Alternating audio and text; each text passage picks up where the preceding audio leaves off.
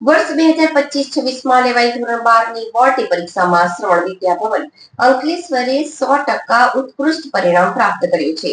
શ્રેષ્ઠ પરિણામ પ્રાપ્ત કરવા બદલ વિદ્યાર્થીઓ તેમજ વાલી મિત્રોને પણ અભિનંદન પાઠવ્યા હતા.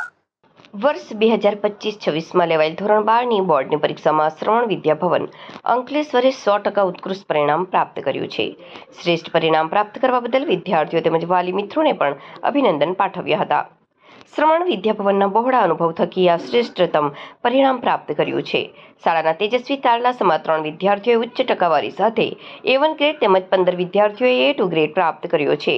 તેમાં પણ બધા વિષયોમાંથી સેક્રેટરીયલ પ્રેક્ટિસ વિષયમાં 100 ગુણ, નામાના મૂળ તત્વો તેમજ આંકડાશાસ્ત્રમાં 99 ગુણ મેળવી શાળાને અનોખી સિદ્ધિ અપાવી છે. A1 ગ્રેડ પ્રાપ્ત કરનાર વિદ્યાર્થીઓમાં પ્રથમ કેયુરભાઈ પટેલ 99.83, સાક્ષી સંજયકુમાર પટેલ 99.03, ટીસા જનકકુમાર ધારોલીવાલા 98.67 PR મેળવ્યો છે.